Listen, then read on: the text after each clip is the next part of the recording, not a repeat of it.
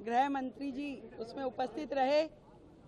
इससे पहले की सरकार का जो रवैया था कि छोटे छोटे विषय जो दिल्ली के लिए बड़ी बड़ी दिक्कत देने वाले थे, और जितनी बार भी भारत सरकार के द्वारा डिटेलिंग मांगी गई, कभी भी दिल्ली की तत्कालिक सरकार के द्वारा सहयोग नहीं किया गया।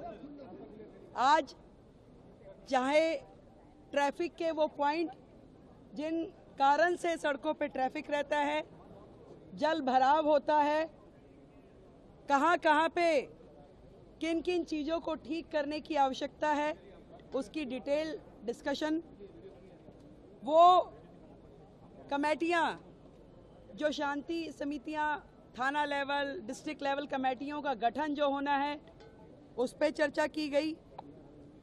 जो प्रोसिक्यूशन और कलेक्टर ऑफिस की कानून व्यवस्था में भूमिका होती है, उस पर चर्चाएं हुई। जे क्लस्टर में घोषणा पत्र में जो हमने घोषणा की, उसमें पुलिस आउटफिट बनाने पे चर्चा की गई। महिला सुरक्षा की दृष्टि से दिल्ली में उस पर भी प्राथमिक चर्चा हुई, और जल्द ही इस पे डिटेल्ड नीतियां बनाते हुए, काम करते हुए वो सारा विषय भी किया जाएगा। सीसीटीवी कोऑर्डिनेशन, उस विषय पे चर्चा हुई।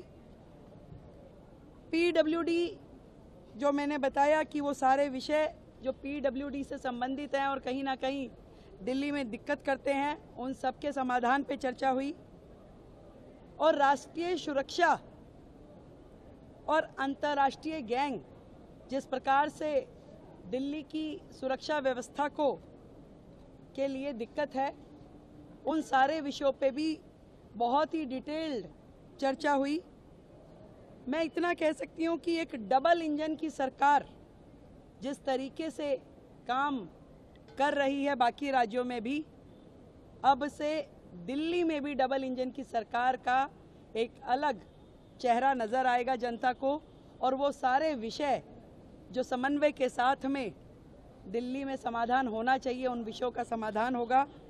और 100% सुरक्षा दिल्ली वासियों को दी जाएगी।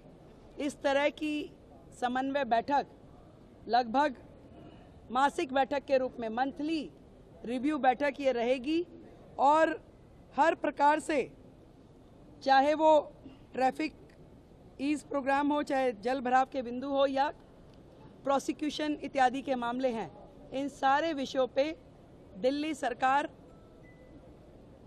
केंद्र सरकार के साथ में मोदी जी के नेतृत्व में, आदरणीय गृह मंत्री जी के नेतृत्व में काम करेगी और दिल्ली को बेहतर व्यवस्थाएं देंगी।